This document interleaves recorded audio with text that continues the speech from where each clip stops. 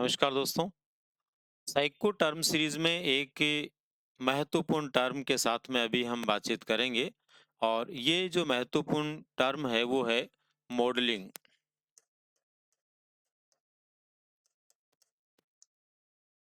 को मॉडलिंग क्या है?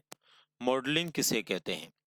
सामान्यतया इस टर्म को आपने देखा होगा अल्बर्ट बांडुरा के सिद्धांत में। अल्बर्ट बांडुरा ने जो अपना प्रेक्षणात्मक अधिगम सिद्धांत दिया है या सामाजिक संज्ञानात्मक अधिगम का सिद्धांत दिया है, उसी में इन्होंने मॉडलिंग थ्योरी का विचार भी दिया है। दरअसल मॉडलिंग थ्योरी क्या है, इसमें ये क्या बताना चाहते हैं? तो मॉडलिंग थ्योरी में बांडुरा का ये मानना है कि कोई भी बालक जो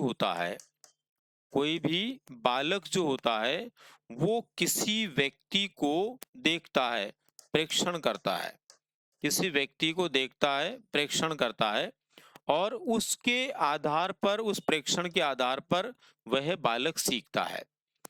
जिस व्यक्ति को बालक देखता है, प्रेक्षण करता है, वो बालक उसके लिए क्या होता है? उस बालक के लिए वो व्यक्ति क्या होता है? मॉडल होता है। यानी बालक जिसको देखकर सीखता है, वो व्यक्ति उस बालक के लिए मॉडल होता है और इस मॉडल के जो कार्य होते हैं, उन कार्यों को बालक हूबहू वैसा का वैसा सीखने का प्रयास करता है। अब दोस्तों वो कैसे सीखता है? मॉडलिंग थ्योरी की जो प्रोसेस है, उसमें वो बालक आखिर सीखता कैसे है? तो देखो इसमें क्या होता है, बांडुरा के अनुसार 4 पद इसके हैं। सबसे पहले नंबर पर उन्होंने माना है अवधान। सबसे पहले नंबर पर क्या होता है? अवधान होता है। अवधान का मतलब होता है कोई भी एक बालक किसी मॉडल को जब देखता है, तो वो मॉडल आकर्षक यदि है, तो उस बालक का ध्यान उस मॉडल की तरफ जाता है।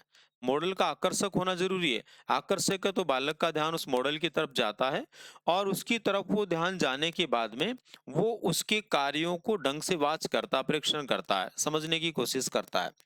उसके बाद में फिर क्या करता है, वो उसको धारण करता है।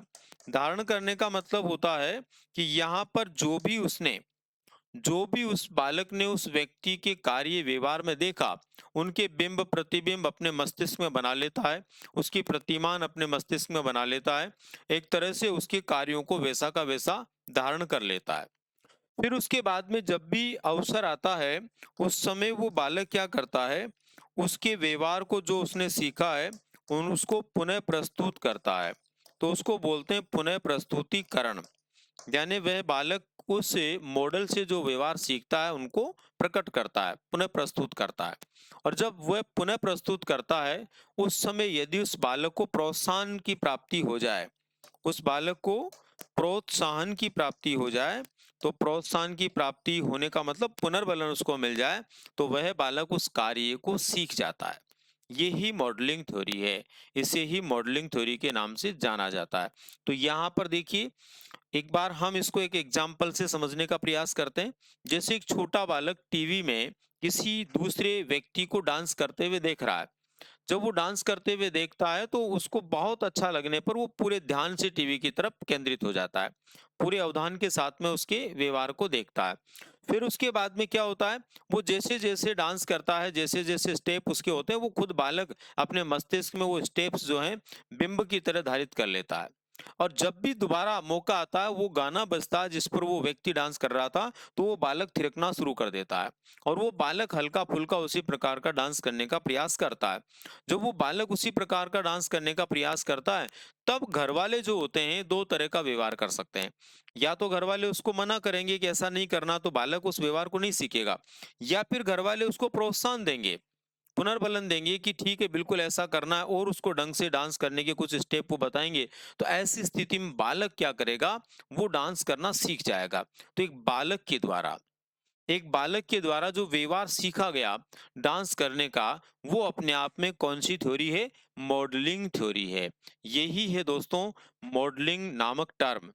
तो हमने एक छोटी सी टर्म को समझने का प्रयास किया, जो कि बांडुरा के सिद्धांत में दी गई है, मॉडलिंग। और निश्चित रूप से आप समझ गए होंगे कि मॉडलिंग क्या है और मॉडलिंग के अनुसार बालक कैसे सीखता है।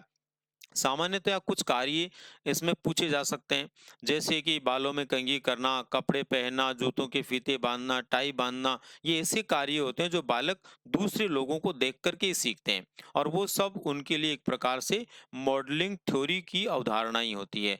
तो ये थी दोस्तों हमारी टर्म। मिलते हैं फिर अगली टर्म के साथ में। धन्यवाद।